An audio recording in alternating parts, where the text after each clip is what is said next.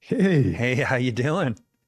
I'm good. Nice to meet you. Yeah, it's a pleasure to meet you too. So, I detect an accent. Where are you from?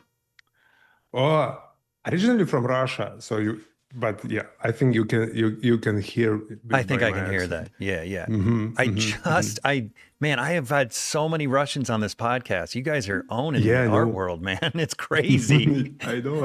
I was listening. I was listening to some, Yeah, it's and wild. Ukrainians as well. Yeah, no kidding, man. It's amazing. I mean, you guys in Russia, they have a long history of great art, so it's not surprising. But but man, it's great to have you on. I mean, I've been a fan for a long time. Your paintings are just gorgeous. Thank you so much, and such a pleasure to hear it from you, especially from you, because as far as I remember, I'm into it.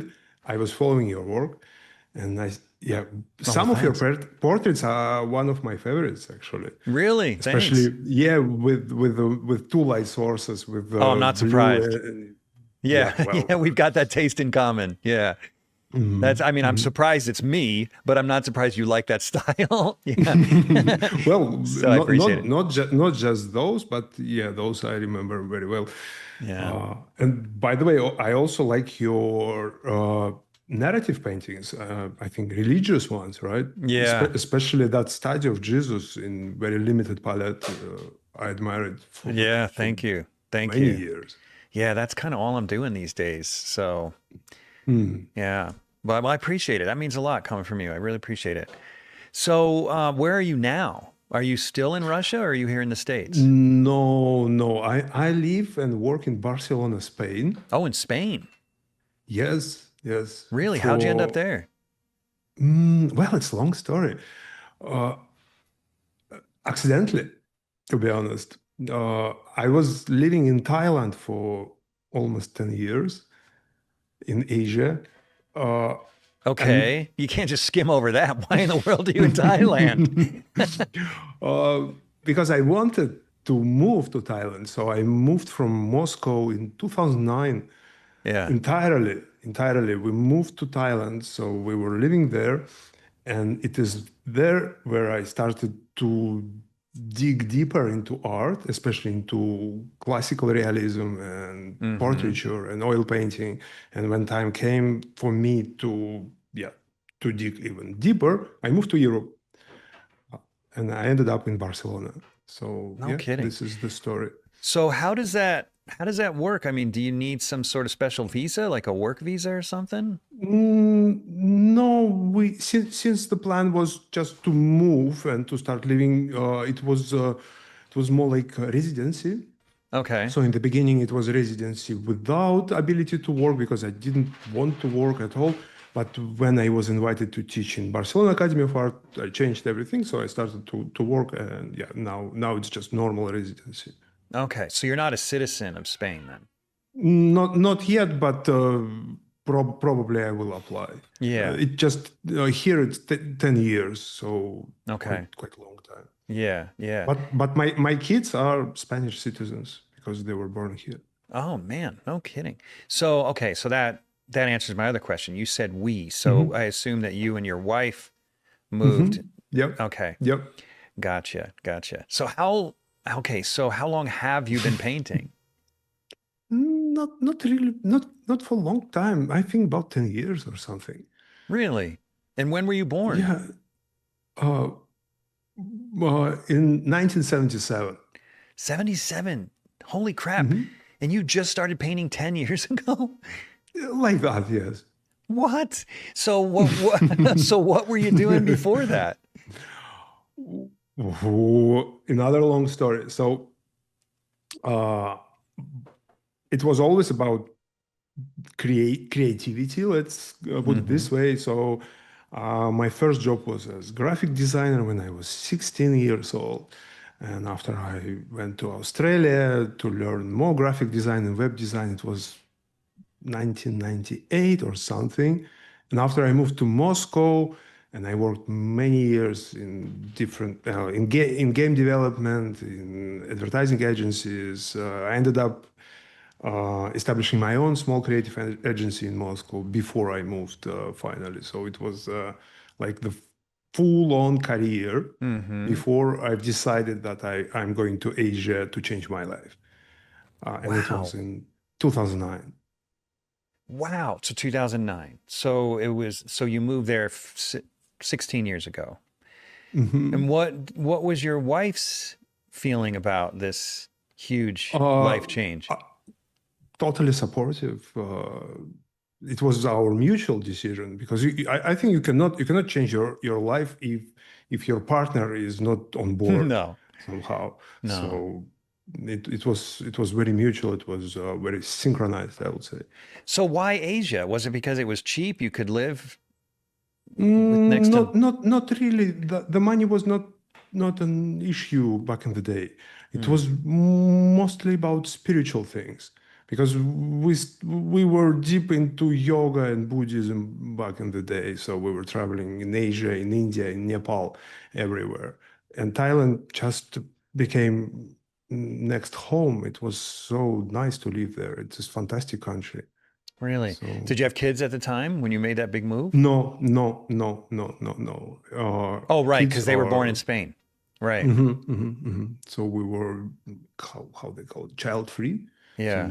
never wanted kids and never considered. But yeah, life is life, and we are so happy that we are expanding. Did So you yeah. did you learn languages along your path?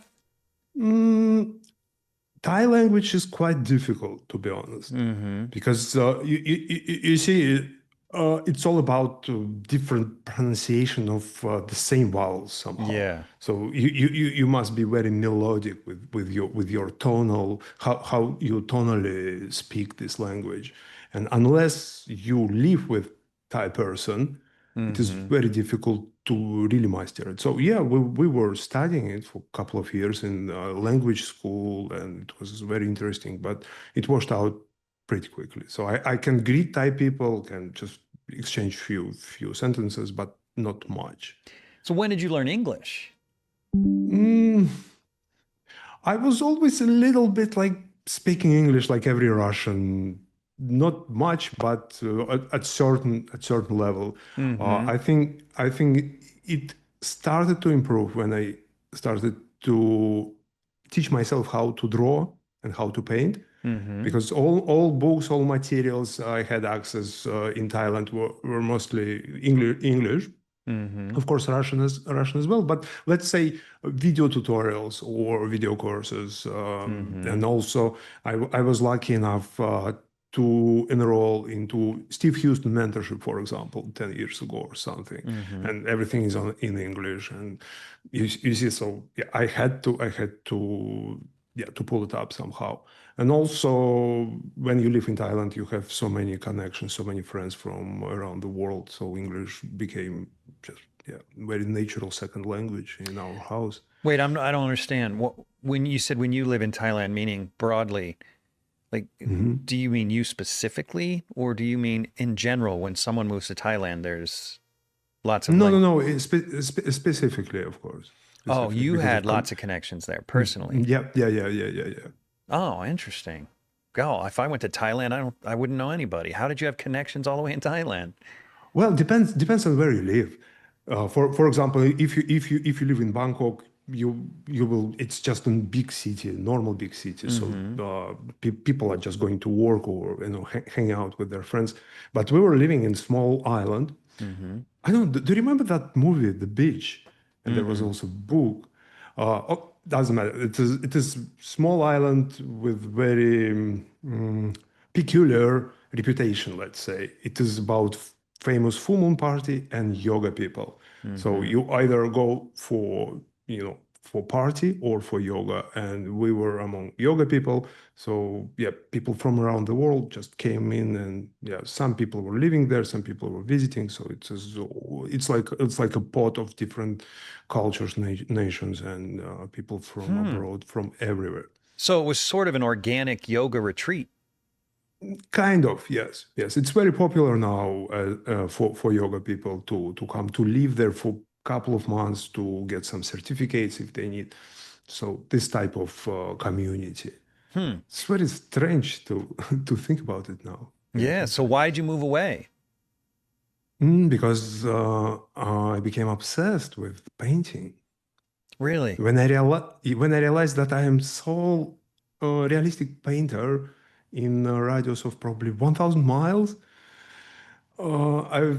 I just decided I have to move. And I also I just got tired of painting portraits of people with, with the forehead constantly burned. So this top plane of the forehead is always red because of the sun.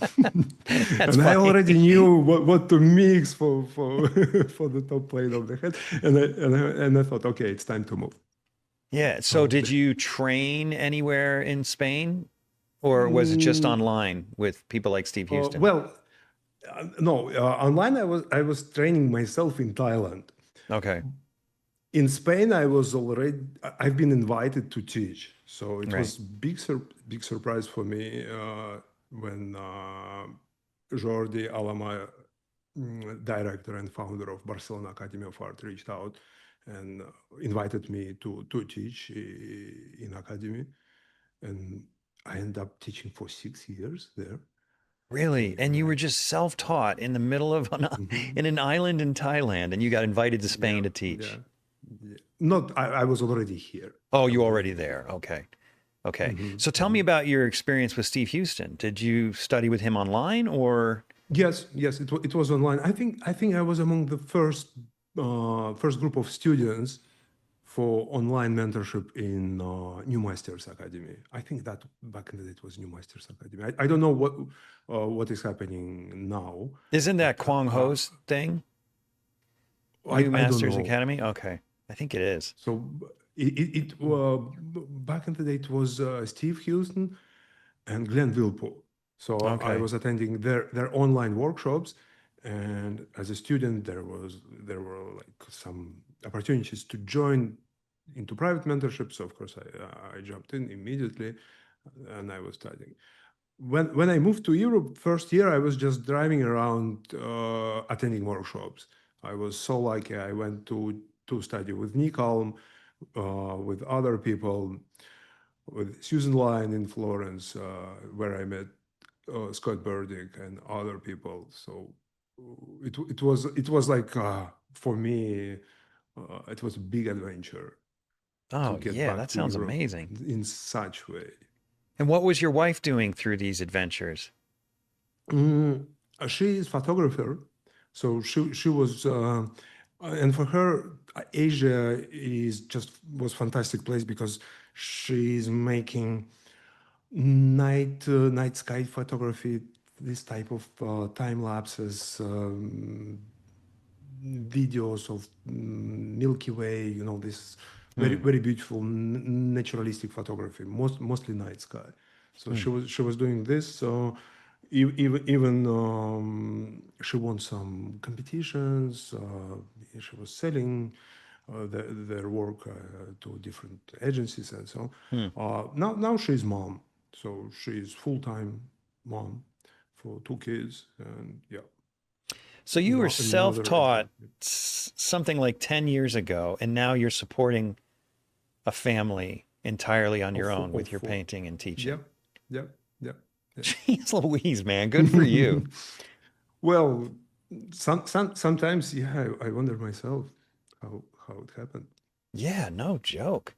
So what motivated you to first pick up a brush the first time?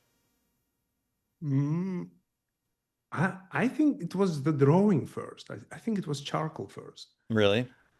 I in the beginning I just wanted to start to learn how to draw figures better, Mm-hmm. people, because before for me it was mostly about graphic design, ideas, creativity.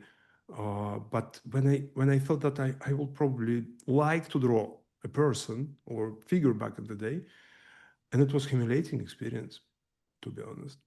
And Did you portraiture say was so bad. humiliating?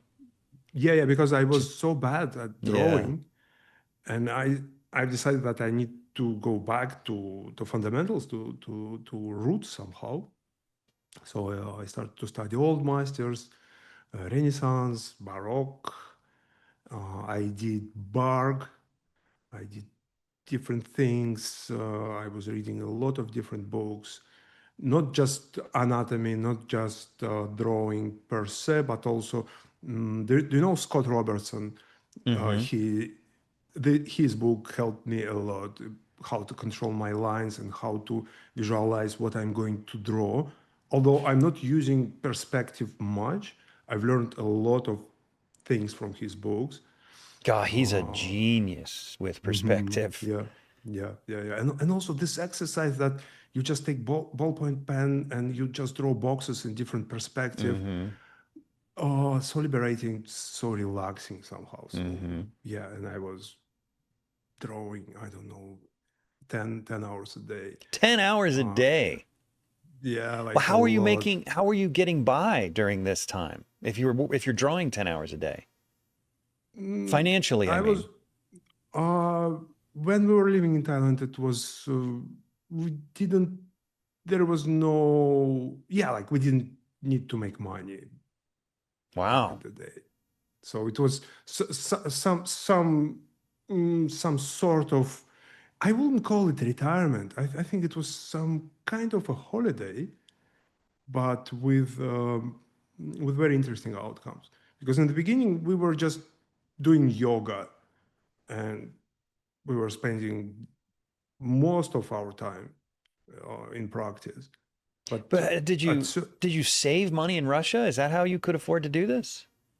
yeah, yeah. So it was like some savings, and also we had apartment in Moscow, which was very lucrative to rent out. Mm. So the difference between uh, currency exchange rate was really in our favor back in the day. So Okay, so you're renting out an apartment in a really expensive city mhm, and then using mhm, that mhm, income in a really mhm, cheap mhm, mhm. place, inexpensive Yeah, place. yeah. Yeah. It's not the case anymore, Yeah. and but it was some nice yeah, it was nice deal back in the day for maybe 5 or 6 years. Wow. And we were of course we were doing some stuff, some occasional things, and also we were organizing yoga retreats, which was also quite lucrative.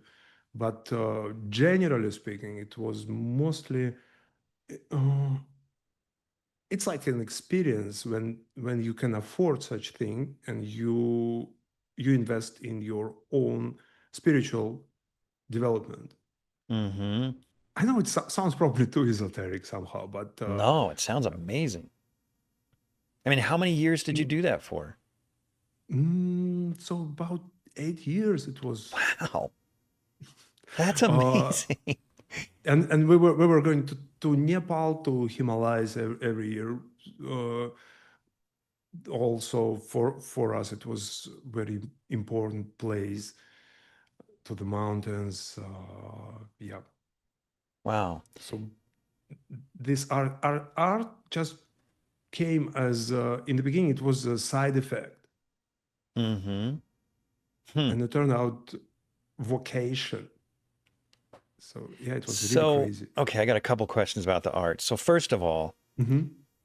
I ask this question every now and then because my experience is that, well, I'm going to ask the question first and then I'll tell you my experience. How did Hmm. you, if you really stunk at drawing as bad as you described, because you said it was humiliating, right? Yeah, yeah, What gave absolutely. you the confidence to keep doing it? Why didn't you just say, Gave ah, up. this isn't for me. I'm not good at this and move on? uh, I think the method. The method, uh, yes, I just found the method which worked for me. but obviously not in the uh, beginning because you said you felt humiliation. yeah, yeah, but But how I did you mean work through that stage?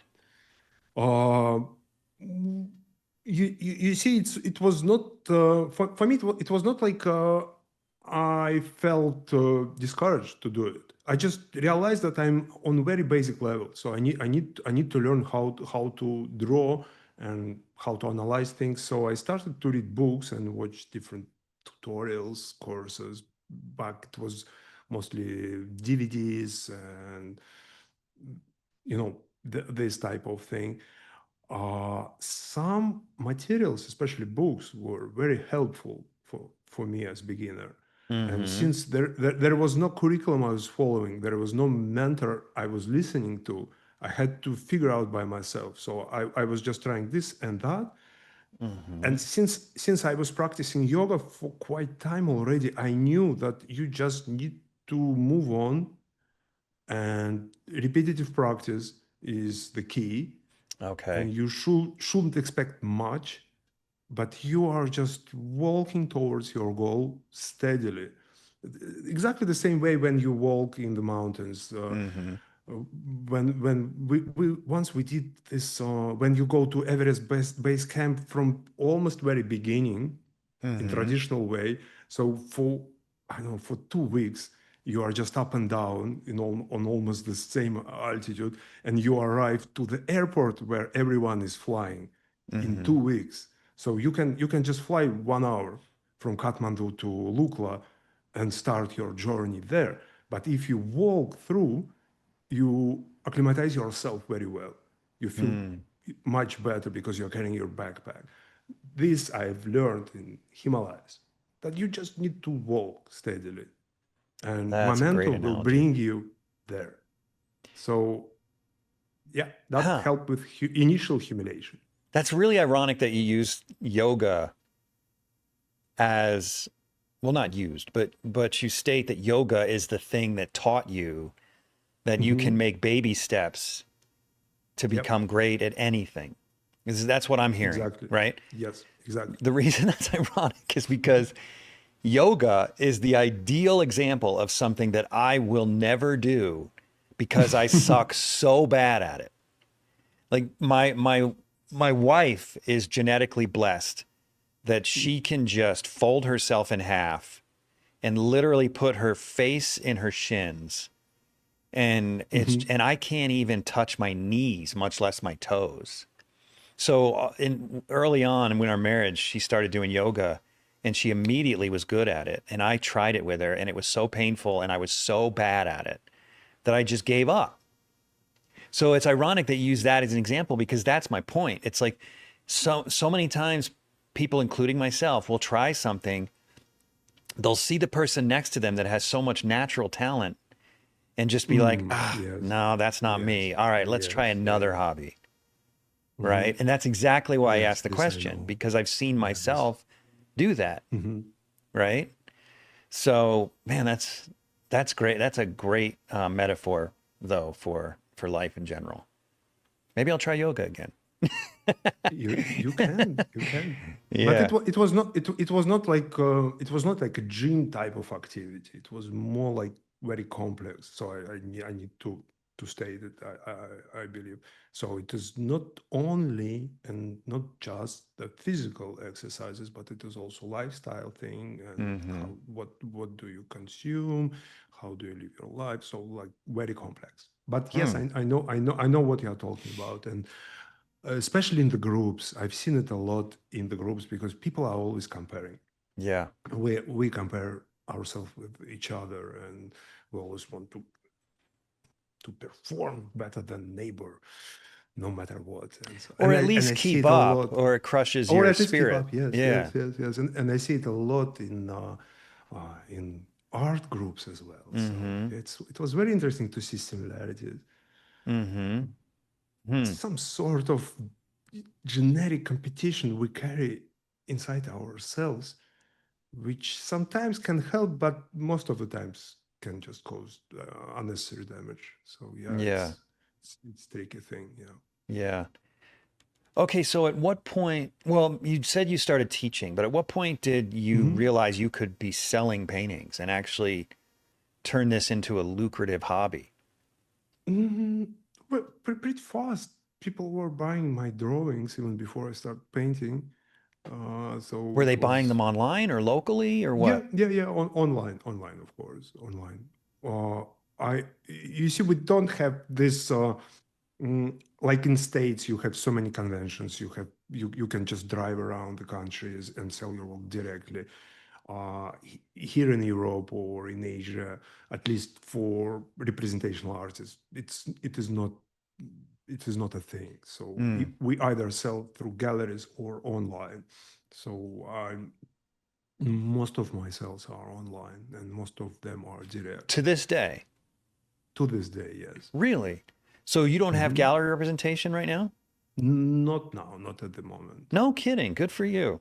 I shouldn't say that.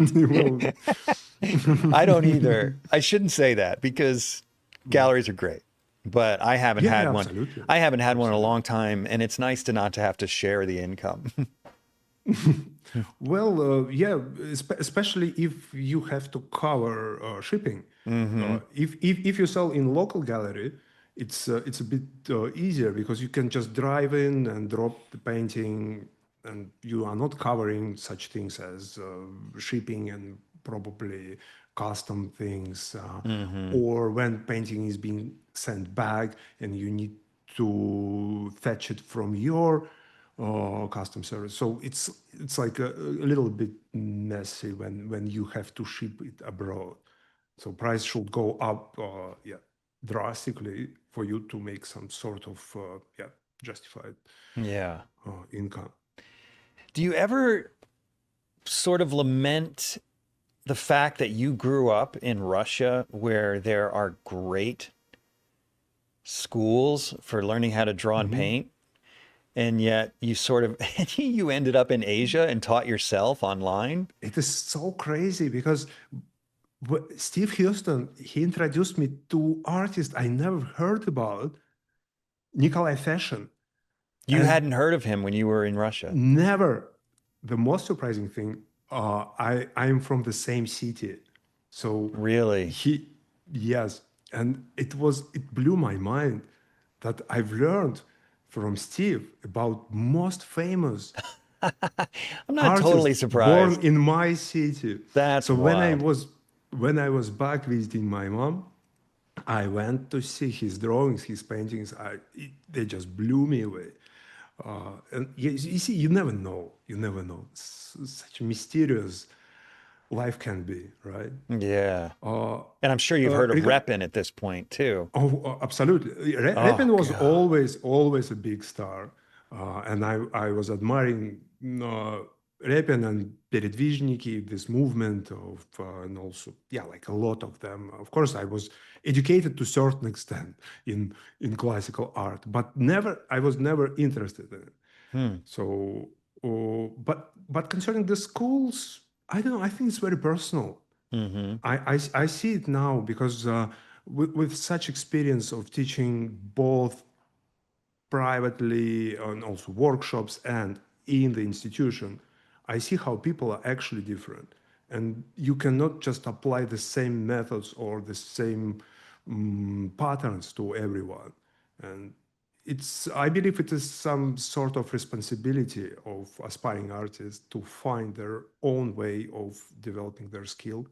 And yeah, like that. So what you're saying is that every teacher or any one teacher isn't good for every aspiring artist. It's not like about teachers, it's rather about approach or curriculum. Okay. So for some people, it is really good to go into institution, to institute, to academy, to atelier, and being trained and guided daily on daily basis, while others are thriving being self-taught. Yeah. There are many.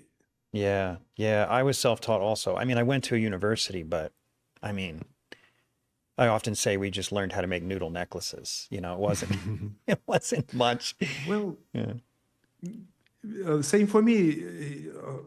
My degree is physics, Mm-hmm. but I've learned more about myself and life in general than any kind of specific career yeah, things. So because when I started to study in university, I was already working as graphic designer. It was so early for me. Mm-hmm.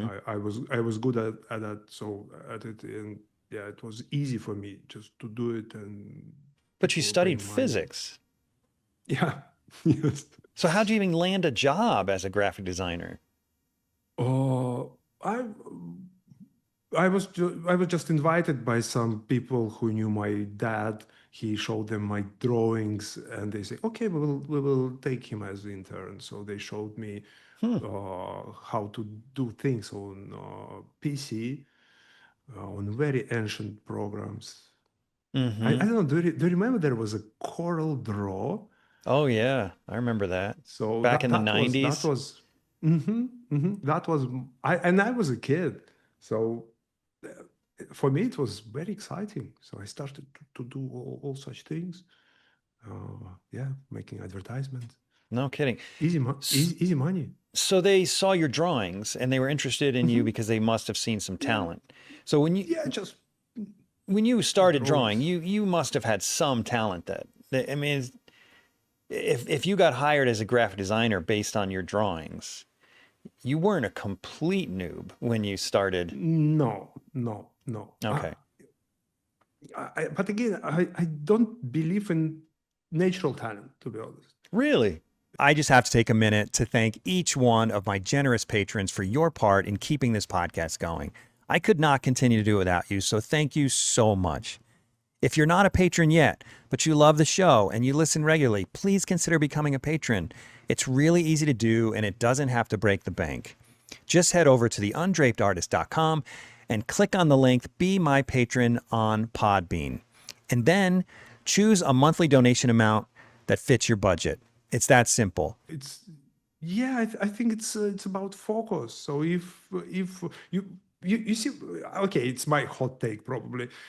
When we say someone is talent, it is already we are not telling it in advance.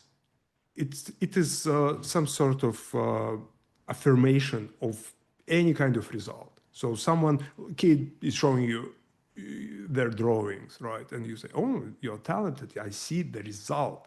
So we cannot just tell that you are going to be talented because we don't see it yet. So for me, I think just focused activity can lead you to the point where people will call you talented. Okay, that's a fair argument. But what about this perspective? I mean, you're a teacher, right? So you've Mhm. seen, I'm sure you've seen some students learn quickly and other Mhm. students learn quite slowly. Yes. So to me, talent is aptitude. So talent is the student, or I should say, the student that learns quickly is the student with the talent. Now Okay. that's Fair. not to say that everyone Mhm. can't get to the Mhm. same end. But I've seen some people where you just tell them once how to do something and they Mhm. just get it. Mhm. And then there are others that struggle, struggle, struggle, struggle, struggle. And to me, that's what talent is. It's that aptitude to learn quickly in a particular subject. So, for Yeah. example, my I wife, she has I a agree. talent for yoga. Mhm. Like, Mhm. could I eventually touch my toes and even maybe put my face in my shins? Maybe. But I don't have a genetic gift like my wife does. She was born being able to fold into a taco. Like, Mhm. Mhm. right? So Mhm. I would say that is her aptitude or her talent. Whereas I don't have that talent, even though eventually I might be able to achieve that result.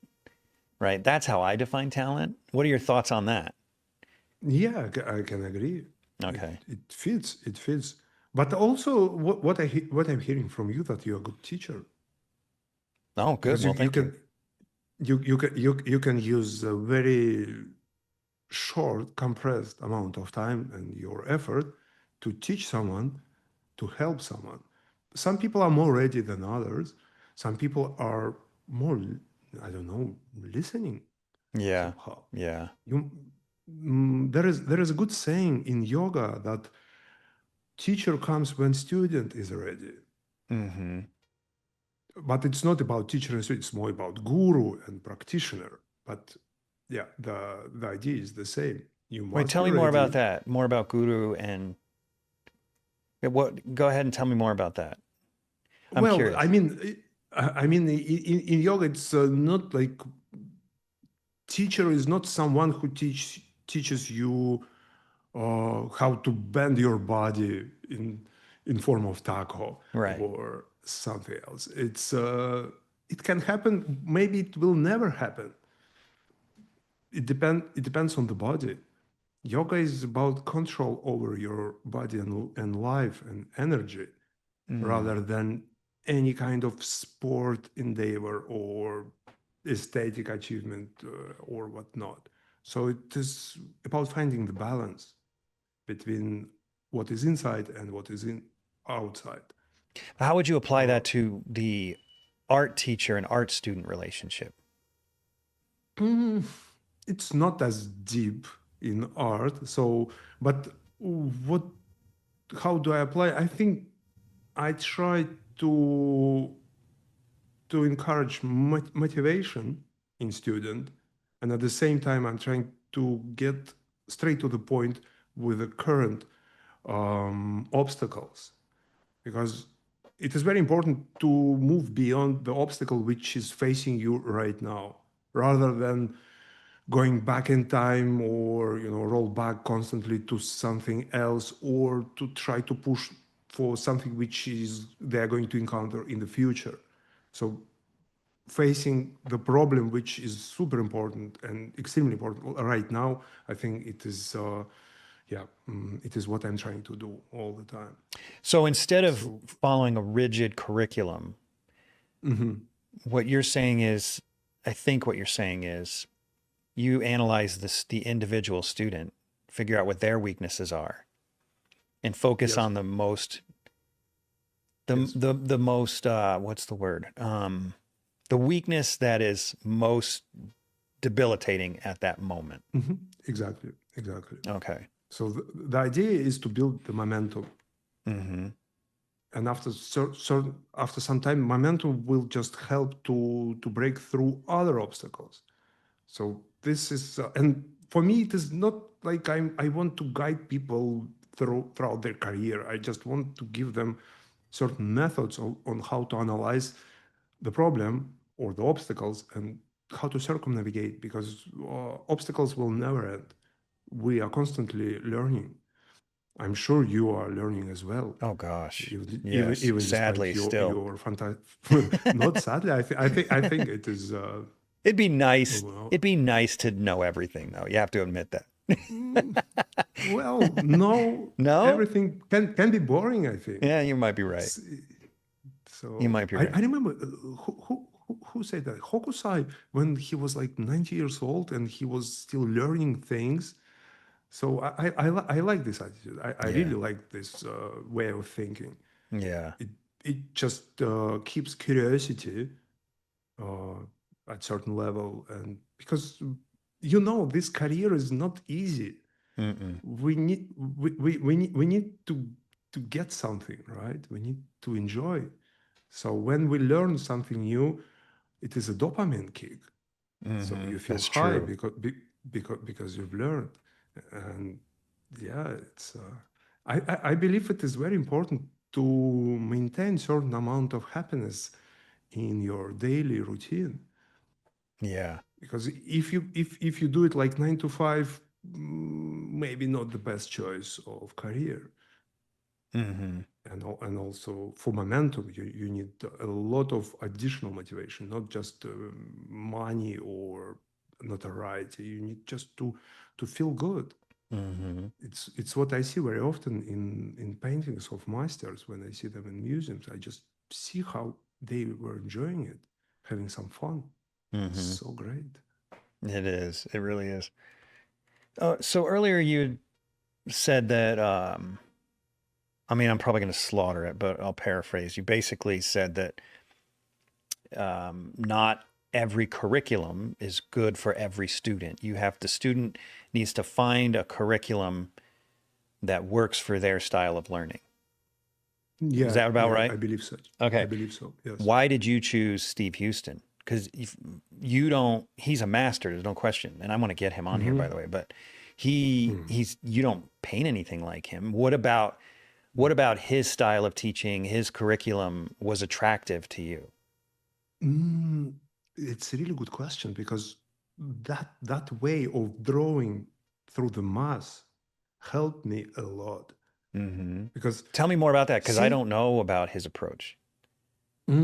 he is blocking things very fast. So first comes separation of darks and lights. So Yeah. quite easy, right? So we can take big piece of charcoal, wine charcoal, and find the core shadow right away.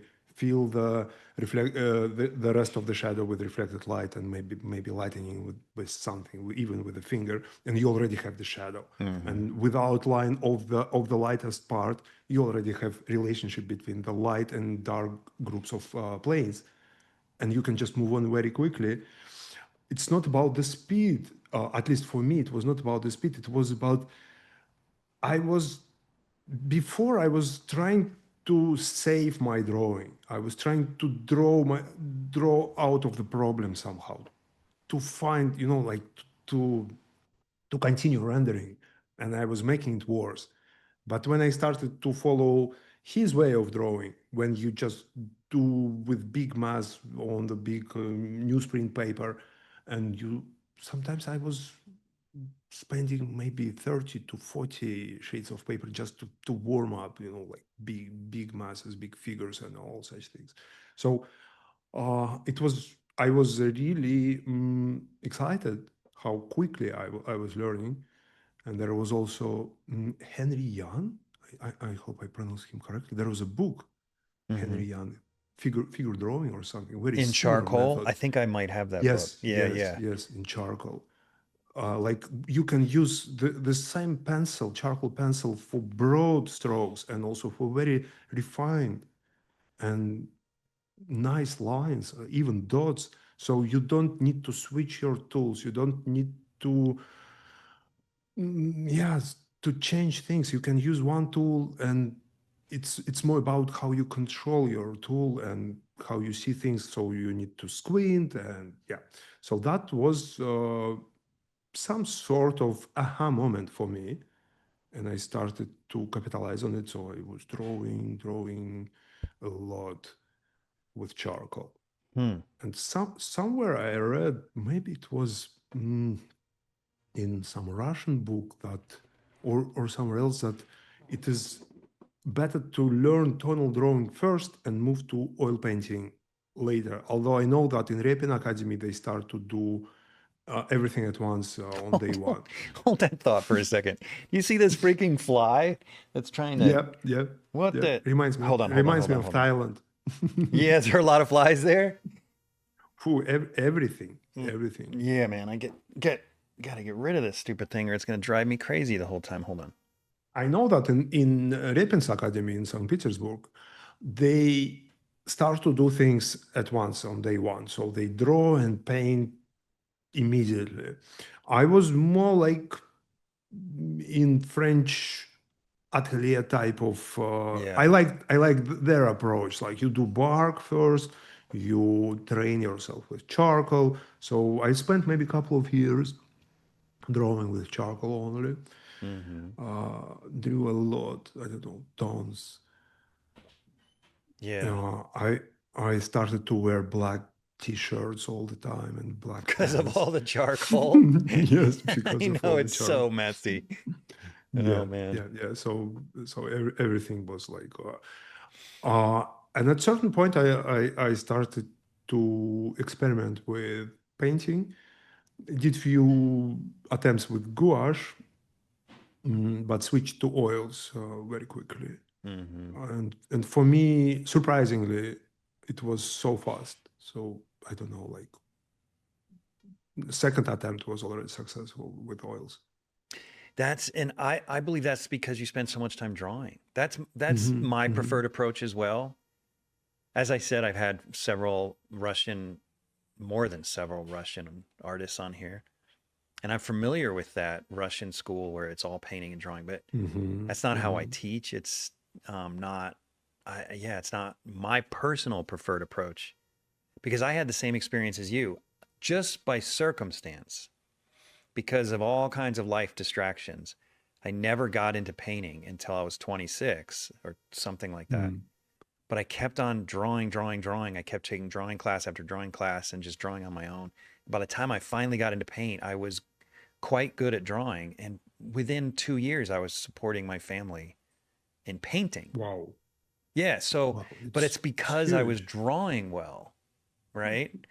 Well. So that, I don't know. It amazes me the Russian school where they do it all at once. Like I can't.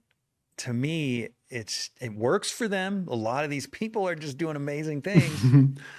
But I'm with you. I feel like it helped me a lot to draw first and then Mhm, move into mhm. paint. Yeah. Yeah, but in academy they don't take noobs. They don't take beginners. So you need to pass certain exams to enlist. So yeah, but anyhow, and I also think that Wait, so you're saying to mm, get into these Russian schools, they basically have to already have some skills. Oh, yeah. so more or less it's Mhm. not that different then, really, because Yeah, they yeah, yeah, start knowing how to draw to some degree.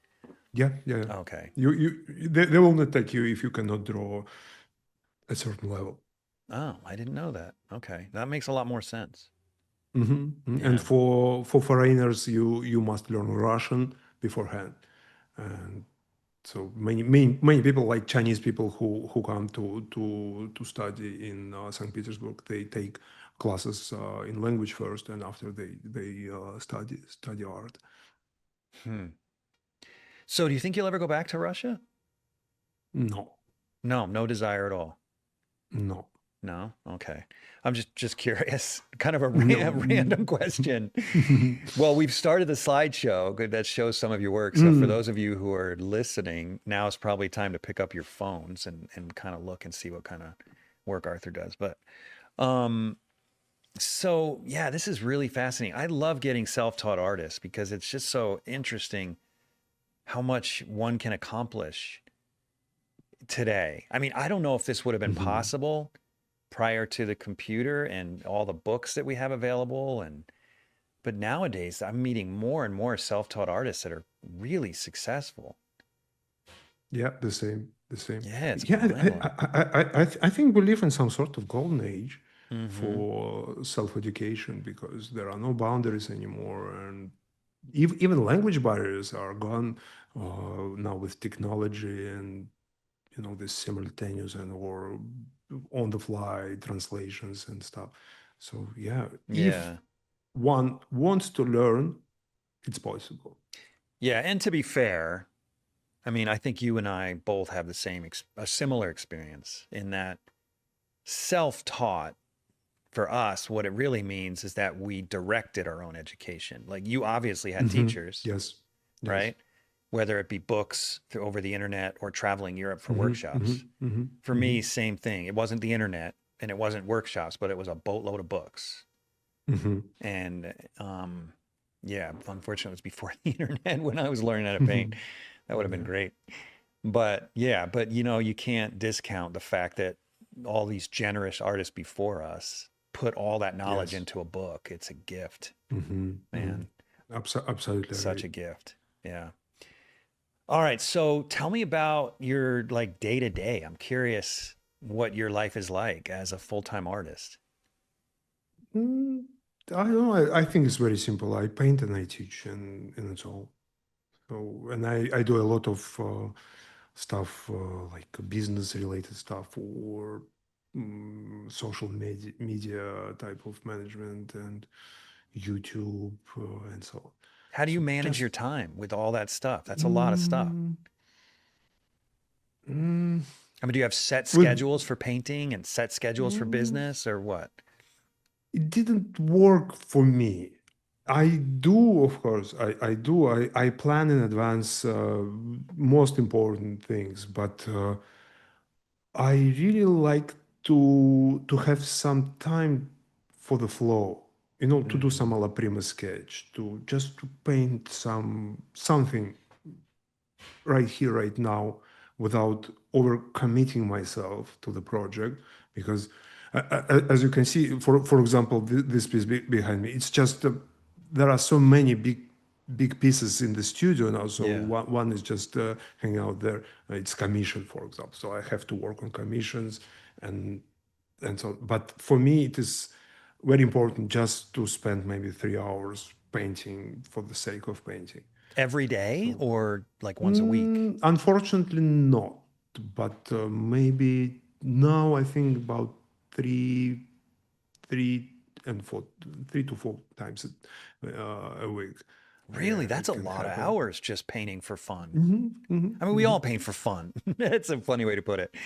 But just painting something that, But it's not just you see, Jeff. It is for fun, but you can also add additional layers to the process. So, for example, I'm recording my process, oh, and okay. sometimes if I like it, I can edit it into some sort of video, or even turn it into tutorial video, or just use it as demonstration.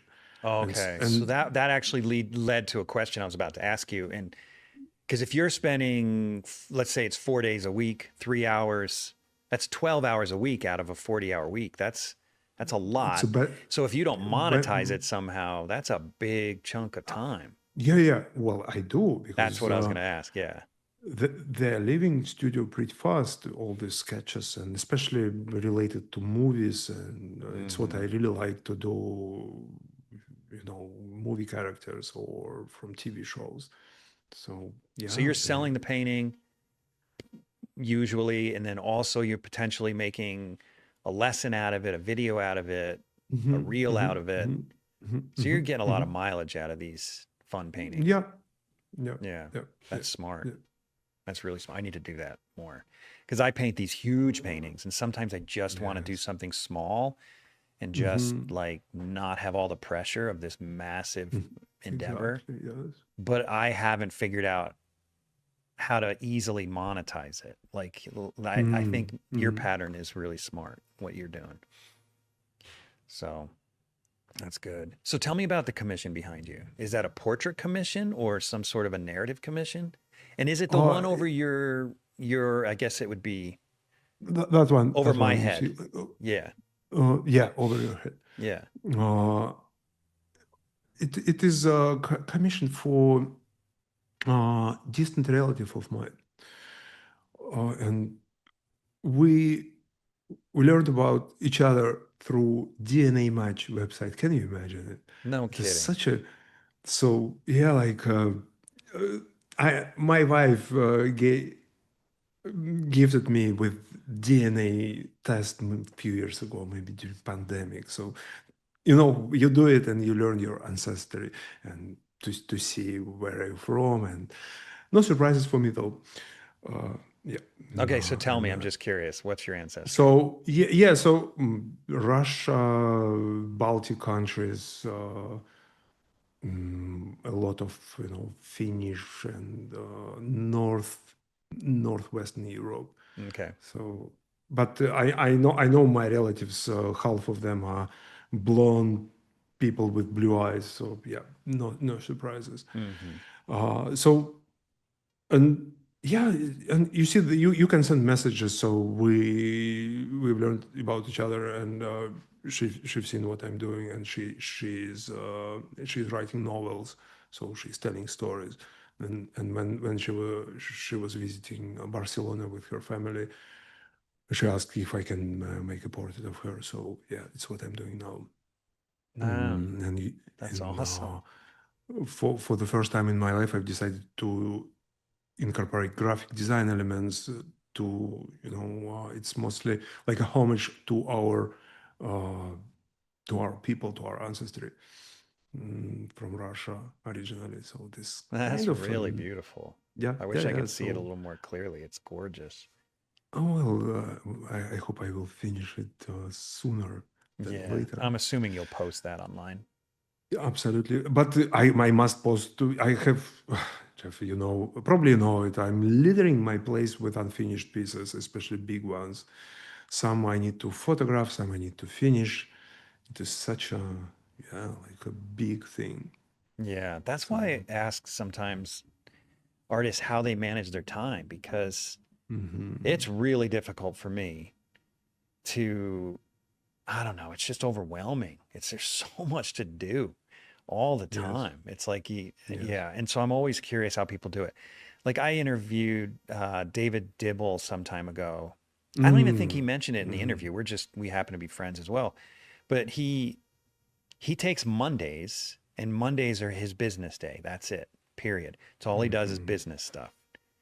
And then he might have to correct me on this, but that's how I remember it. And then Tuesday through Friday, he is his painting, and that's sacred time.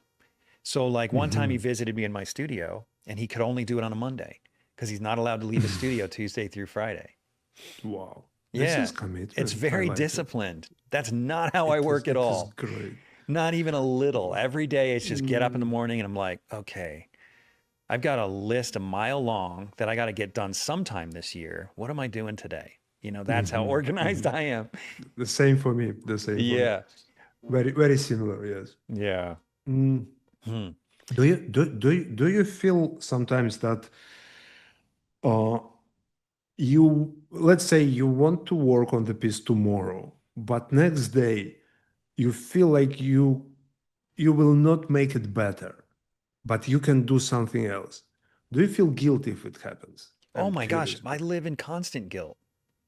Okay, makes two Yeah. of us. Oh my gosh. If I don't get painting done, if I go a period of time, not even that long, without painting and feeling, I don't feel productive and I feel terribly guilty. Mhm. Yeah. Yeah. It's rough. Particularly with my work, there's a lot of prep involved. Like you can Mhm. see, I don't know if you can see it right over my shoulder, but that's a Mm. sail for a boat I built. That white, that sort of that right Mm. here. Yeah. That took me a couple months to build. It's a 4-foot boat for the next painting. I have to Wow. build it to do the Wow. painting. But after spending all that time not painting, my Hmm. anxiety level just goes through the roof. Even though that is Yes. part of the process, there's something Hmm. about actually putting paint on canvas that keeps my anxiety level down, right? But Yeah. I gotta do all the other stuff. There's no one else Hmm. to do Hmm. it. Yes. True. So yeah, I'm True. True. True. constantly living in guilt. Yeah, Yeah. yeah, same, same. So you build the things, right? We are going to paint. Yeah, because I'm not good enough It to is the make it best up. way. Like Hmm. if It I is the could best way. visualize a boat, I could make a crude boat. I could make a boat Hmm. that looks like a boat, but it's not going to look naturalistic if Hmm. I paint Hmm. it without Yes. building it, lighting it, and then I Yeah, can it's the really best make way. it look It is. real. It is the best way. It's the same as for movies. They build props Right. and like Star Wars, original Star Wars, for example, how beautiful the ships look, I know, isn't that and amazing yeah. how they did those old Star Wars? Hmm. Yeah, and Hmm. it's literally Fantastic. exactly what I'm doing, except instead of filming it, Hmm. I'm painting it. Hmm. Yeah, yeah, Yeah. yeah. I also need to do more of such stuff, but nowadays I use 3D mostly. A lot. I use a Oh, lot no of 3D. kidding. So you're 3D modeling Hmm. stuff like that. If you needed a boat, you might Hmm. 3D model it. Yeah, or you can just buy ready model or order it bespoke model for you and change it, tweak it to your needs. Yeah. So I do such stuff quite Okay, often. that's a good segue.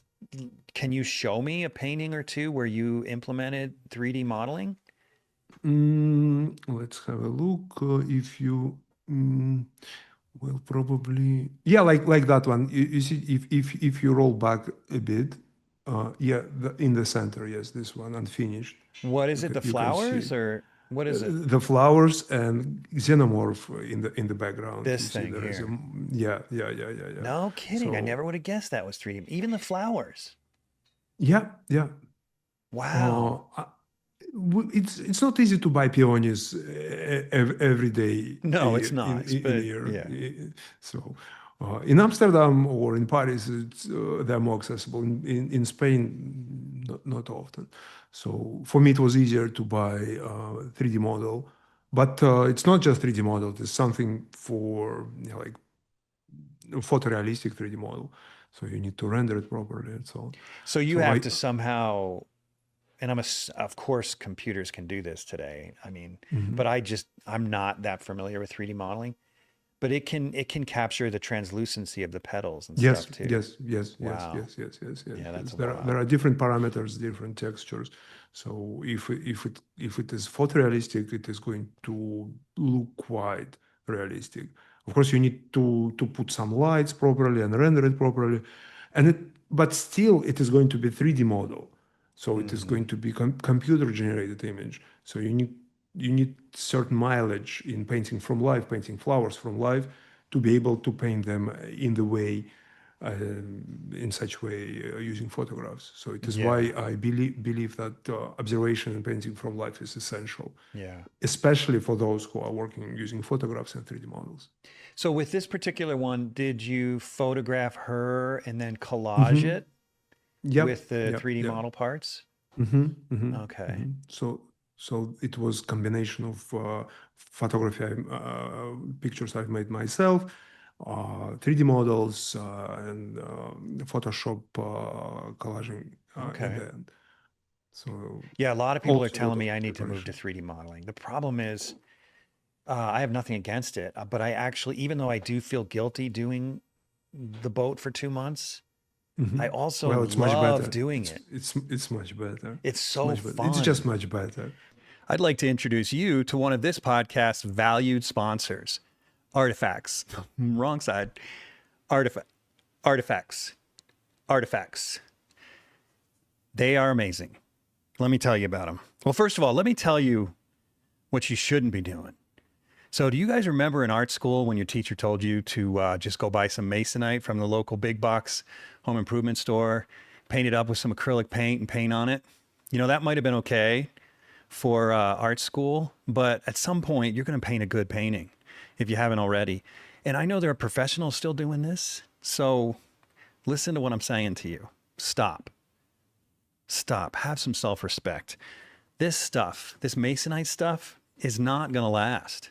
Not long, not long enough. If you got a masterpiece on this thing, what a friggin' shame. And even if you stretch canvas on it, look at this. Okay, look at this. I know what you're thinking. Yeah, but that's Jeff. He's huge.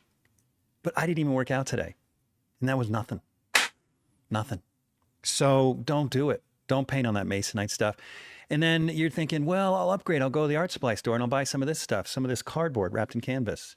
Are you serious? Seriously, you're going to paint on cardboard wrapped in canvas? Yeah, that's going to last. Okay, Artifacts is the way to go. This stuff is unbelievable. It is plastic sandwiched between 2 layers of aluminum, and then it has this incredible linen surface glued to the front with this, I guess it's like some kind of glue that is some sort of industry secret for Artifacts. Anyway, pretty amazing stuff. A lot of artists I know are using this stuff. It's high quality. It'll last you a lifetime. It'll last many lifetimes. So for your next painting, take yourself a little more seriously. Go to artefex.biz and get yourself some serious substrates to paint on. That's ARTEFEX.biz. Yeah, it's fun. So do you have another example of where you use 3D model? Oh, probably here, right? What about this one? No, that one is the movie still, just slightly Oh, different. okay. So even if you move up back, with my daughter playing violin, it's also made up interior. This is made up? What part of it? Interior. I mean the room. The room is made The up. room is made up. Is it made up Yes. from your mind or from 3D model? No. It was I just modeled it and rendered Really? it in the way I needed. Yeah, I am So clueless on this technology. I mean, I understand how it, I've seen plenty of it, but I've never tried it. That's so convincing. yeah, because when you deal with 3D, you can orchestrate things the same way as if you will build it on the sound stage. for photo shoot or for movie. So you Mm-hmm. can place things, you see through the camera, you match the camera you were using for photographing the model with camera in your 3D. So the optic qualities of the lens will match, and also sensor wise it will match. So all perspective lines, everything will just connect properly. And you just look through the viewfinder, and you can start composing the image, which is, I think, the best thing. So some sort of orchestration. Yeah. How old is your daughter here? Here is just 3 years old. 3 years old. How old are your kids It now? was no 6 and 4. Oh, So you're just it getting was her. started, man. Yeah, yeah, yeah. Holy It was moly. her first violin lesson, so I've decided to memorize it somehow to make a painting. Wow. Dude, my kids, so you're only 3 years younger than me. My kids are grown. Mhm. Well, it's you see, I'm a late bloomer, Yeah, not dude. just in art, But not you had just a in art. crazy cool life before having kids, so that's pretty awesome. All right, let me maybe just one more we can see some because I'm really fascinated by this idea of 3D modeling because it's so different from what I'm used to. Yeah, if you roll back a little bit, the pink one, also this one. The armor? Yeah, the armor and the flower. Really? That's great. That is a beautiful face. All right. So I want to know about your painting process a little bit too, Hmm. because you have beautiful flesh tones, just Thank you. beautiful flesh Means a tones lot in your coming work. That's from one of you. the things that really drew me to your work. But not only beautiful flesh tones, but you know, I've seen a lot of people paint organic materials like metal with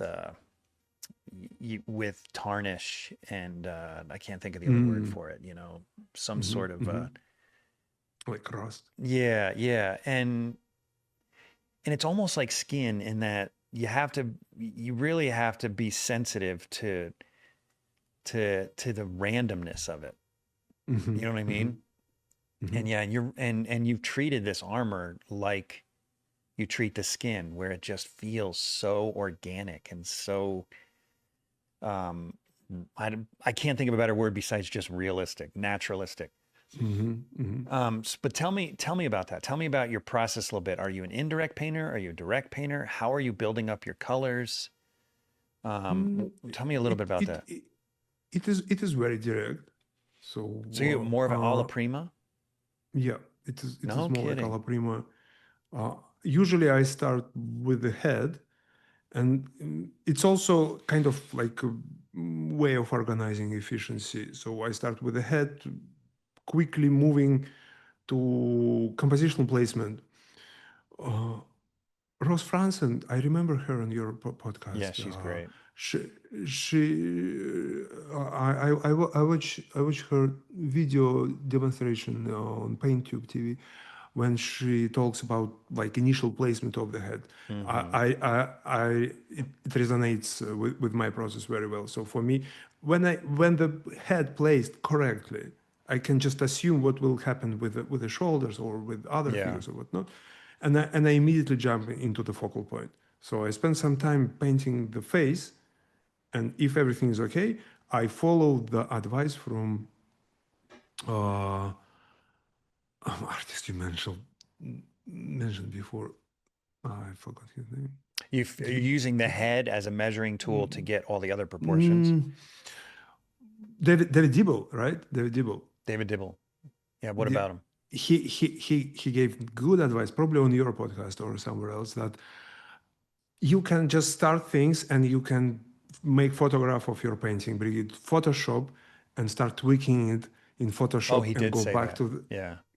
back to painting. So I do it constantly. So Really? if I like the head, if I like the face, if I'm not scraping down, let's put it this way, I can start thinking about what should I do next, Hmm. because I can have some sort of vague idea, like maybe it's going to be armor with flower. Why not? It is, but still no commitment.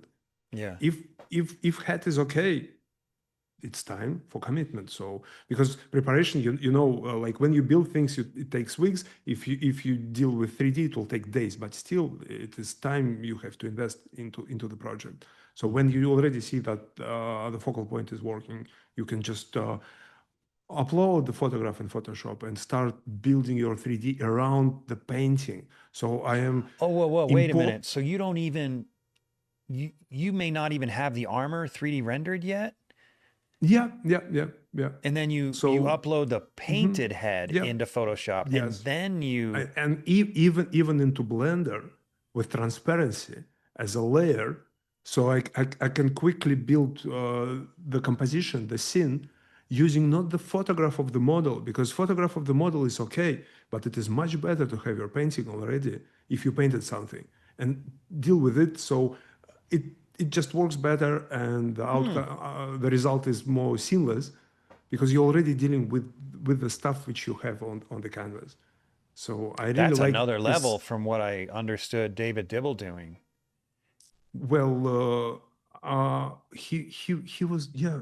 Yeah, because I mean, It just clicked for me when I was listening to it. yeah, no, I Like mean it. it's related for sure, but I don't know if he's Mhm. doing I don't know if he's pulling it into Blender No, and no, no. But he was talking about tweaking in Photoshop. For example, right, I don't right. know. You can change the colors, or you can paint over in Photoshop to figure out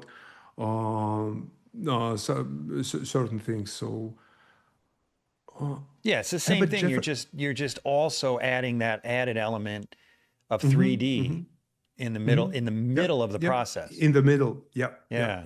And go back to the canvas and go back again if you need it. Abbott Jefferson Thayer, right? Yeah. Do I pronounce the name correctly? I read That's how about I him. pronounce it, but Oh, good. I have no idea. I read about his process that he used to have assistants who were painting alongside. So it was some sort of saves, some checkpoints like in the game. So if he needs to roll back to previous stages of his work, he will just take assistant painting and continue working on it. Are you serious? It's what I read. Maybe I'm making things up, but I somehow it was like a big thing for me. So basically, he created Control Z in analog, like Kind of, yes. with And a bunch of minions. I also heard that Bob Ross was doing something similar Uh-huh. during his TV show broadcast, because it's like they could swap different stages of pre-painted paintings during the advertising breaks if needed. I I I think it's very smart It if he is did. smart. It is Yeah. very smart. I think it is totally legit, and yeah, good idea, to be Yeah. honest. Well, you lose So. so much time figuring this stuff out on the painting. So much time. It's almost immeasurable. Yeah. Oh my gosh, let's look at this. I'm surprised this isn't alla prima. This is layered. This is layered, yes. Okay. Okay. So why? So tell me about that. When do you layer? Mhm. When do you go alla prima? What is it you're after when you start applying layers, as opposed to wet into wet? Okay, I will explain how was very often for me layers are just continuation of alla prima process. So you didn't resolve it the first day. It's Hmm. dry, so Hmm. you're coming back Hmm. into it. Yes. So very often I can just make decision uh, during the first session if it is okay as it is, because sometimes alla prima endeavor can be really good as it is, a little bit crude, a little bit unfinished. Maybe edges are not refined or defined properly, but the energy is already there, so I can be really satisfied. And sometimes I think that it's good painting. I want to push it further, like this one. Mm-hmm. So it can involve different ways of softening the edges or even sanding down the areas.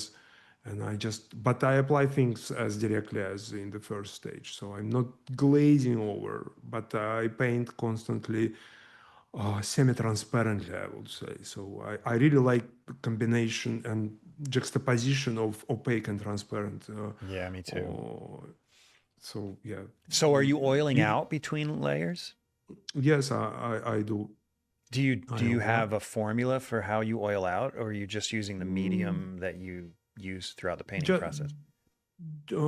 usually I just use walnut oil to oil things out very thinly. Just Mhm. plain old walnut oil or walnut alkyd? Plain, most of the time, plain just gel from Rublev. Walnut oil, Sometimes with, walnut gel? yeah, walnut oil gel. Yeah, Okay, because I was going sometimes to I ask use you, because alcohol I've, based. years ago, I tried oiling out with walnut oil and it beads up, Mm-hmm. Mm, but the gel wouldn't bead up. yeah, yeah, Okay. gel would. Yeah. And also I've learned from Will St. John that you should use a makeup sponge instead of brush, and it was so good, especially when you paint on panel, because with makeup sponge you can just distribute the gel so thinly that everything will dry as you need it to dry. Because I Mm-hmm. see it very often in students' work that they use too much of it, too much of linseed oil, and oil is dripping, and Oh, yeah, and then it it is very yellows tacky so bad too. and yellows so bad. Yeah. I use my Uh, palm. yeah, as well. Yeah. The same for Which is me. Same. So, probably probably not as safe, but well, anything which just helps to rub it in and distribute it thinly. yeah. Yeah, that's why. But if you need to deal with impasto with something like thicker, it is slightly different. Mm-hmm. Because that painting with vampire with Nosferatu, it was built with very thick layers, very thick brush strokes. It's like almost yeah, like sculptural. I Yeah. like it so much. God, those lips are something else, man. Thank Look you. at that corners. So much form. Just Well, it's gorgeous. most difficult part, to be honest, for me, the mouth. Okay, so yeah, didn't Sargent say that? Yeah, yeah, yeah. Like likeness where there is something about the mouth all the time. Yeah. I totally believe that. I think you can blow Hmm. the eyes. Hmm. You could Yeah. get the eyes 10, 20% wrong and still Hmm. have a pretty good likeness. But if you mess up the Yeah. mouth, it's toast. Yeah. Yeah. Yeah. It's true. It's true. Yeah. Okay, so this is an example of direct and indirect. Or Mm, maybe not indirect, but layered and alla yeah. prima. Okay? Mm, exactly. Yes. Right? So they're very Hmm. different. Hmm. And I mean, do you have a preference? Would you rather every painting land here? Or do you know, because they're so different, it seems hard for me to believe that the only reason you did this is because it wasn't finished. That because Mm, it's such a different kind of painting than this is. They're both beautiful, hmm. don't get me wrong, Hmm. but Hmm. it's a different kind of painting. But but is it true that the only real reason that you're moving to this way of painting is because you didn't finish the previous session? Or sometimes you after this Mm, look? yeah, I'm after the look, and I also like to change things. So I I I can get bored if I follow the same procedure very often or all Mm-hmm. the time. Mm-hmm. So sometimes I switch from one type of brushes, or I can change the palette, or even the way I paint or sizes. So this one is like life size or even slightly larger than life size. Mm-hmm. I think that the This one's piece was smaller. about this one's smaller, and sometimes I paint very ridiculously small things on copper. Uh, I've learned it from Steven Azale. Mm-hmm. Like I'm big fan of big, yeah. Like what he does is just He's blows remarkable. me away. Yeah. So I'm buying these little copper plates for etching, and I can paint on like Yeah, five there's a by bunch of seven those on your inches. website I noticed. Mm, We'll have to look at mhm, those. mhm, mhm, mhm, mhm. And they're very popular. People are buying them very, very quickly. Mhm. So Yeah, yeah, this it's is nice. Yeah, they're all so different. Yeah. mhm. So I like to change. I like to change the way I paint. Yeah, look at that, man. Yeah, they're very different from one another. I mean, obviously different lips, but the painting process is Hmm. totally different. Is this the whole painting from the one with the? Yeah, No, yeah, yeah, it yeah, is. yeah. These are the This is lips that yeah. we're looking at. Hmm. Hmm. Hmm. Hmm. Mm. So it is about 60 by 60 centimeters. Now I got to go back to those lips again. Look at those. Oh, dude, that is so good. That is so good. Jeez, It was man. it was very meditative, so I was enjoying it a Yeah. lot. Wow. Wow. Oh, is it, and this a first layer or what? Oh no, it's a Yes, you see, demo. even so, I was recording the beginning of it, but I just yeah gave it up, and I was just rendering it later. Man, that is big. Jeez. Yeah, it is big. So, and I like the idea of changing the proportions or changing the sizes, because you sometimes you can see benefits in bigger, smaller or bigger stuff. So you have a you well, I don't know that I call it unique approach, but it's not what I expected. Because what you're doing is, well, let me put it this way. What some artists will do is just get the exact color and value and put Hmm. it down. You're not Hmm. necessarily doing that. You're kind of building up layers of paint Yep, yep, and yep. and Even in Alla building up Prima. the lights, even in alla prima. Hmm. Hmm. Yeah, you're This not is the thing. going Yes, right for it. It's more of a process for you. most of the time, yes. So Yeah. I want to build it up. I want to sculpt it somehow. Well, hmm. Do you feel like there are benefits to that approach? First of all, Mm. I work the exact same way, so I Mhm. relate to this. But what do you feel like it is that draws you to this approach, as opposed to just mixing the exact color on your palette, putting it down, leaving it alone, moving on? You know what some people call Mm. window painting. You know, you just kind of Yeah, yeah, down the yeah, yeah. down the head. There are two things. There are two reasons. One is my personal reason, and one is how do I think about the portraiture. So personal reason, I feel less pressure Yeah. when I just start a little bit, broadly, like general. I can focus on some sort of ghost image of the head, for example. So no Mm-hmm. commitment, and it's like increasing the focus slowly. You start with very unfocused lens, everything is very blurry, and you just think about the big shapes. It's like when you squint very heavily, Yeah. and you are gradually opening your eyes to see more and more small planes, small relationships, small shapes. Maybe you can see that lips should just be slightly different or something, and you adjust because it is wet on wet, so paint can be everything can be adjusted or amended Mm-hmm. fairly easily. So it is for myself. I feel less pressure. I enjoy the process more in this case. Right. And but there is a second reason, because skin is translucent. Of course, it depends on amount of melanin, but still, skin is translucent. Mm-hmm. So it is not a plaster. It is not plastic. It is not metal. Mm-hmm. It is quite translucent in certain areas, especially. So what do we see as a skin is combination of what is beneath and also what is reflecting light to it and so on. So subsurface scattering as well.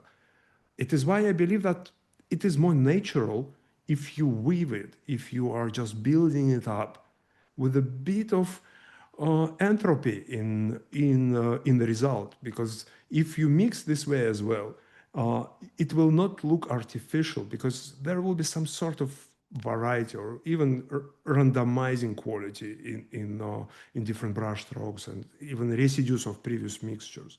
I hope Oh, I understand I completely made because it I'm clear. on the same page 100%. So for Right. me, it is a fabric, but not the surface. Yeah. It's not By flat. building it up layer after layer after layer, you're hoping for randomness and you mentioned Bob Yes, Ross, happy yes. accidents, right? Happy accidents, Which exactly. create this sort of, unpredictability that is hmm in hmm skin. hmm It's like, Yeah, yeah, yeah, yeah. yeah, It's very human quality in my opinion. yeah. So and again, what do we see? You know it very well. Photographs of the paintings are photographs of the paintings. The actual thing is glowing. I know, especially when you paint the way you paint. It hmm frustrates because I hmm paint similarly. It hmm frustrates the crud out of me because it doesn't photograph well.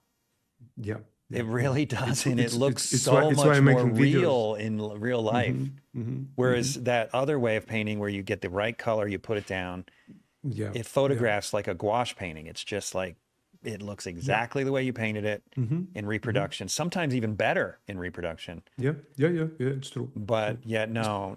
And the other thing about photography of this style of painting is you're going to get all this sort of weaving of transparent opaque too, which doesn't come across in a Hmm photograph of the piece. The other thing So that's interesting though that I don't share with you is that you start very gray and then start adding color. most of the times, yes. Yeah. So what's your thinking behind that? Mm, I mostly think about the temperature of the shadow in this case. Okay. So I want the shadow to support the variety in the lights. So for me, it's very simple. Things in the shadow, they should provide less information than things in the light, Right. color wise as well, not just value, not just thickness, also color wise. So making shadow deliberately less saturated will make perception of the lights more colorful without being garish. So this is kind of like I'm trying to balance between saturation and garish outcome because I don't want them to look artificially colorful. Okay. So it is why for me shadow is not just for the value structure, but also for temperature. But you're not Yeah, only dealing with the shadow though, is because you're also putting down a very yeah. gray light in the beginning. hmm hmm And is that it's also to it's be- preserve or to keep it from getting garish and too? no. In this case, the background is bright, so the value of the skin, even in the light, is going to be darker than the background. Mm, To keep the value range intact, I prefer just to knock it down right away. okay. If it was dark background like traditional chiaroscuro background, I wouldn't do it. I will just use tone of the canvas as my average approximate half tone for the light, and I will build things up accordingly, just applying Okay. the background darker. And it is why sometimes we need something white in the costume, like a ruff or I don't know sleeves, Yeah. to establish the range outside of the skin tone because otherwise lest the skin can look a little bit washed out if it is occupying or filling in all the range of the painting. Right. You see what I mean? So Yeah. I'm Yeah. trying to expand the range further away from the range of the skin. Okay. I gotcha. So this idea. Is one of those smaller ones that you were talking about on Yeah, copper? yeah. You can see the size. Look at the copper. You adding heat to it to do this? Yeah. So I was learning how to patinize it with torch, with heat, with direct fire, with ammonia, salt, and with everything. It was so funny. That's beautiful. Do you seal it some way, the copper, so that it stays like that and doesn't turn green? Mm, no, I just apply varnish, Oh, well, so that's a it will turn. sealer. Yeah. I think that the oxidation will continue. Oh, it will, even under the Uh, varnish? because varnish is breathable Oh, thing, okay. especially gumware. Gumware breathes pretty well. So And your that doesn't painting bother actually you is that it will change. no, I think it is a fun thing. Okay. So maybe in 50 years it will look a little bit, antique. Mm-hmm. Hmm. I don't mind. And yeah, copper paintings, they can survive, I don't know, 1,000 years. I know. I We read still can. somewhere years ago that there is some sort of a chemical bond Yes, with yes. paint to copper that Hmm. doesn't exist on Hmm. any other material. Yeah, because it is the copper is very soft metal, so it is very active metal. Hmm. It's not like settled, so it is quite soft. And metals in paint, especially lead or cadmiums or I don't know mercury and Yeah. actual vermilion, they will just start to melt in after a few years. I also read it. So they melt into, so it is impossible to separate them after That's very pretty short amount of remarkable. time. It drives me. I like it so much. Yeah. Plus copper is just so pretty, but it's expensive, man. Hmm. It's like gold these days. Yeah, yeah, yeah. It's true. It's Yeah. true. Have you ever But tried etching? you This episode is brought to you in part by Rosemary Brushes. If you're one of my listeners who's a professional artist, you're already using Rosemary brushes. But for the rest of you, come on. Take your work a little more seriously. Stop buying the other brands. It's just not worth it. Every now and then you may get lucky and buy a good brush from another brand, but use the brand that professionals like myself are using. Go to rosemaryandco.com, link in the description or the show notes, and get yourself some quality brushes before your next painting. Oh, I have the tools. So do I, and So I never probably use them. one student of mine, she had a show of her etchings, and here in Barcelona, and I went to the workshop, and just I was it was such a joy to see the process and all these etchings. I'm thinking about to try to combine not etching for printing, not printmaking, but just to scrape certain I don't know drawing or ornament on the copper plate and paint simultaneously. So you see Hmm. to create some sort of hybrid thing, just to try it out because there are also different techniques, different types of scratching, and you're using this acid or yeah, I think they use acid. Mm-hmm. So I'm looking forward to it Yeah, one that day. sounds cool. Can't wait to see that. All right, this is one of my favorites too. My gosh, this is Mm. so pretty. About how big is this? Is it about life size or smaller? No, smaller. It's maybe it was like 19 by 14 inches. And this is definitely alla prima. It seems pretty obvious. Yeah, yeah, it was a la prima, and next day I just applied the lighter background. And Yeah. surprisingly, it was not just a demo, it was broadcast. I was streaming during pandemic and beyond. So I was streaming. Anyone could just join and watch. It was a remarkable experience. Wow. I've How met long did you stream for this? Because it's really well done. I st- um 3 hours first day and maybe a couple of hours second day, something like that. So like a 5 hour painting. Kind of, That's yes, maybe beautiful, man. give or take. Thank you. Yeah, that's some But skills. it was a like happy moment for me. This painting, I liked it so much. Yeah. It's sold, I'm assuming. Hmm? This one's sold. Oh, I didn't. You kept it. She's good friend. No, she's good friend of mine. So I was enjoying it for a couple of years, and after I gave it to her. Wow, that's quite a gift. Jeez. Mhm. Very cool. All right, here's another. I got to look at another demo. See your approach here. Yeah, Yeah, you're right. So this one you didn't go in with all that gray. yeah. Here is different, but you see, I've changed my mind at certain point. And I when I you don't. put the solvent on to kind of Yeah, melt the yeah, shadows yeah, away, yeah, yeah, yeah, what yeah. was it that was going through your mind at that point? Uh, I needed to reduce the width of the head, and at the same time, I thought it would be fun to add such transparency. And also, there is a certain narrative element. It is a character from Westworld series, so she's android and she's rebelling against humans. So Mm-hmm. everything is pretty messed up, and to add this quality, kind of like how they're melting and how things can happen with androids. So yeah, I like to play with material uh, to match my feelings or narrative elements. Yeah. Yeah. Sometimes it's silly, sometimes it works, but since it is 3 hours in the hour, I can afford. Mm-hmm. Mm-hmm. Do you And have this one was this is sold, sort of of a course. random question, but do you have a Mhm. particular method for recording yourself painting? I mean, Ah, yes. what is Good that? Tell me about question. that.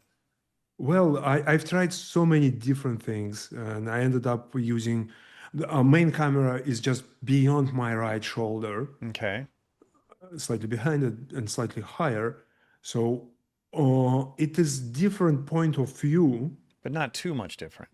not too much, and I'm just changing it back in post-production.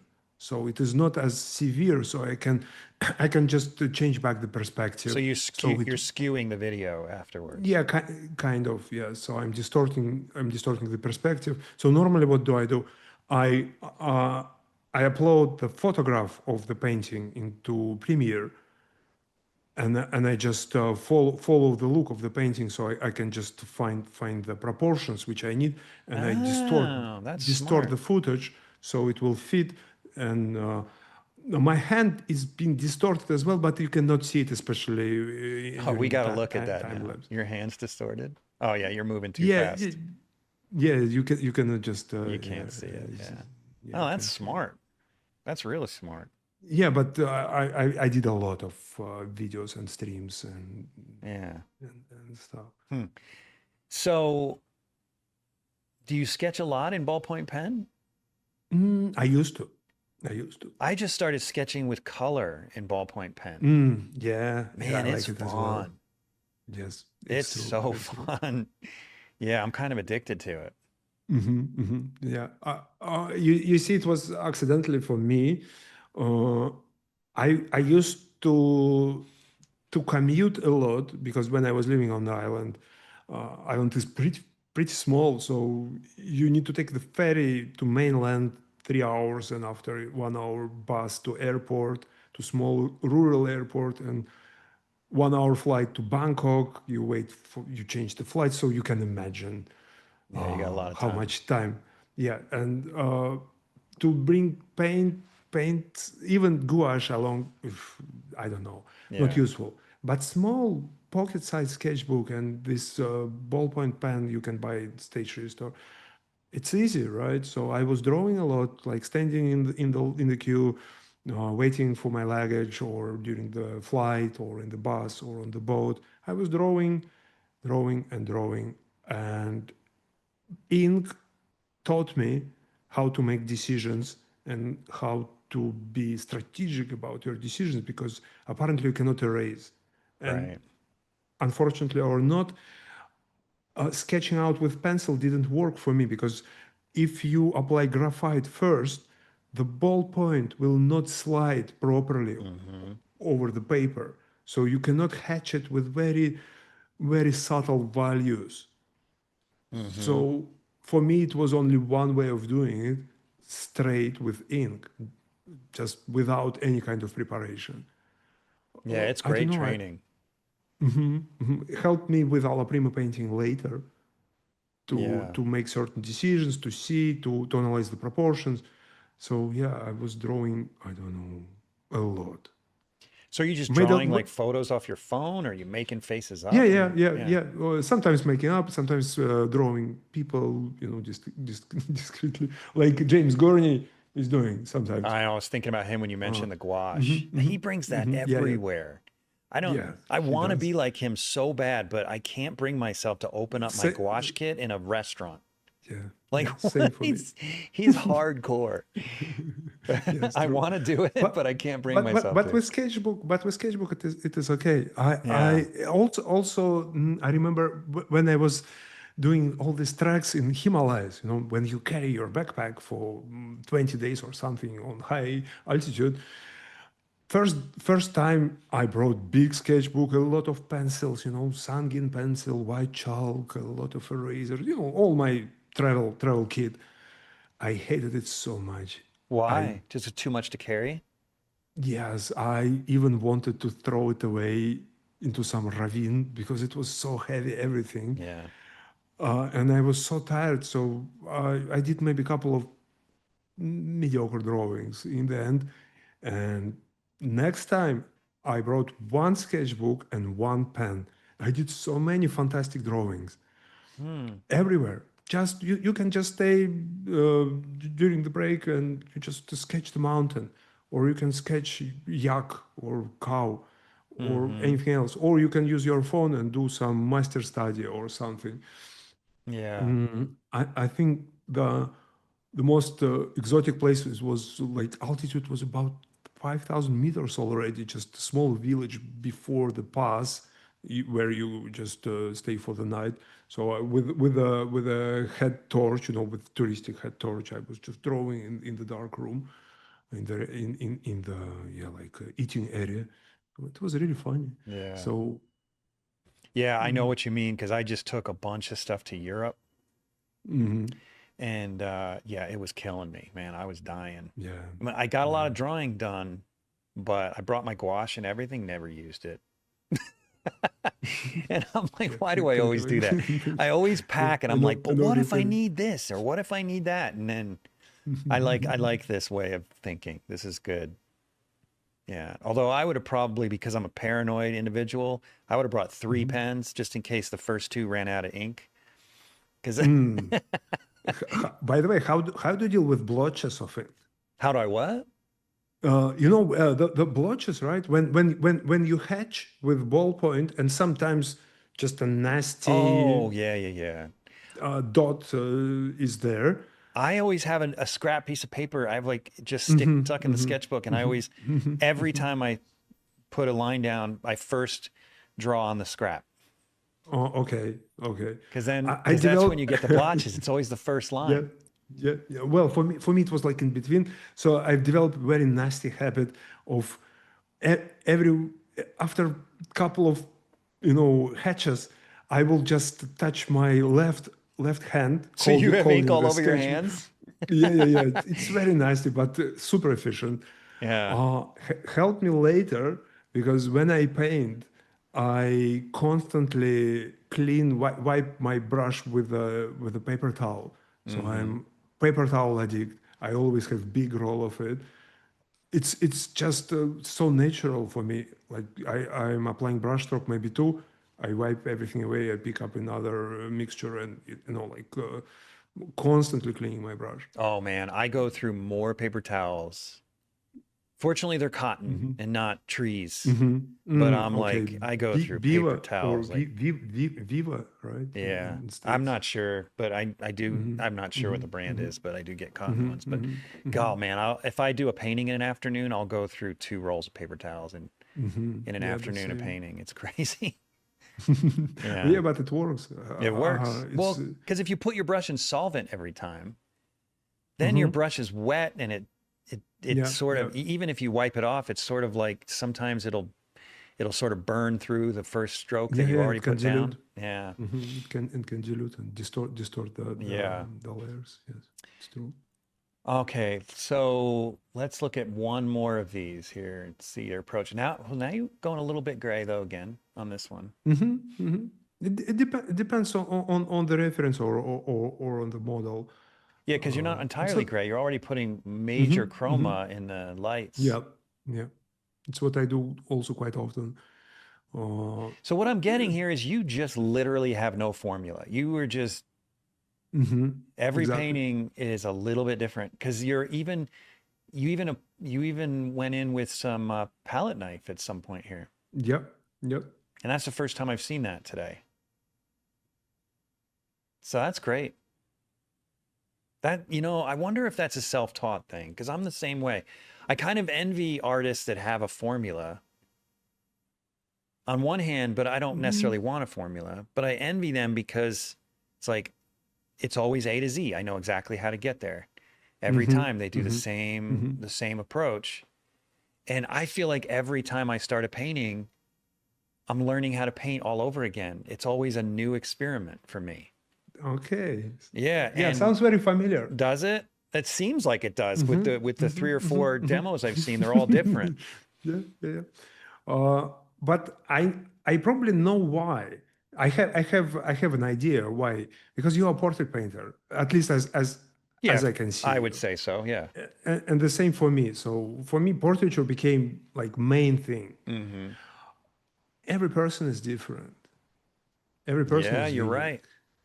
So if you approach also a little bit flexible somehow, open, not trying to put everyone into the same shoes of your rigid method or approach, you can possibly find some individual qualities of the sitter in your painting if you're open yourself as well. It is why I talk with people all the time. Like people who sit for me, unless it is like demo where I constantly talk to the students, people who sit for me, they never silent. We chatting through the whole session Mm-hmm. because I like this effect of when things are in motion, in development all the time. I So think probably this change of approach is can be yeah, I think you're right. I think the portrait is definitely part of the reason, if not the entire reason. I think part of it is being self-taught as well, because yes. you and I would assume you as well, were never with a teacher long enough to feel like there was a gospel truth to painting. Do you know what I mean? Like, Yes. this is how it's done. I'm telling you, don't do it any other way. This is the right way to paint. And I think a lot of times when you're trained, if you're with a particular teacher who has a very dogmatic approach to teaching, then you can leave that institution feeling like, if I don't listen to that dogmatic instruction, I'm not doing it right. And then they just apply the same thing over and over and over and over and over again, for good or for bad. I'm not, Yeah. But whereas with me, my experience is I was, from day one of picking up a brush, it was like trying to find my way through a forest I've never walked through. And I still feel like every time I paint, it's just a different forest with a different destination. And I really don't know how to get to the end of it, because I never did really come up with a path. Like, it's just, Yeah, and your portfolio shows that such a great variety. Two light portraits full of chroma, right? Full of great control with different light sources, with core shadows being chromatic, fantastic. Religious paintings are more traditionally, like more muted, more constructed with values and tonal, more tonal. And at the same time, family portraits are more like Norman Rockwell type of golden age of illustration approach, slightly different. Yeah, that's true. Yeah, it shows. Yeah. And I really enjoy variety in your work. Well, thank you. I appreciate that. Same. Well, this has been fun, man. It's so great to get to know all of these great artists like yourself. I mean, it's a blast. Seriously. I thought about earlier in the conversation, I had said, wouldn't it be great to know everything? And then you said, but it's so exciting when you learn a new thing. I've said it before, but that's what I love about this podcast. Like, every time I have a conversation with one of you guys, I just leave feeling like, dude, that I'm on a high. Like, I learned a ton, like, from watching and listening to you guys. Thanks for inviting me. Thanks for doing this podcast, because I listen to your podcast.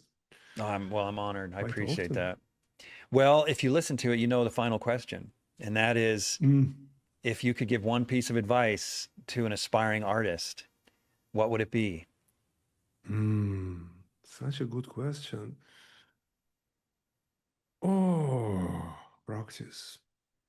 Practice? It's all. Practice. All the way back, Just full practice. circle to the beginning, like the yoga Yeah. thing. Yes.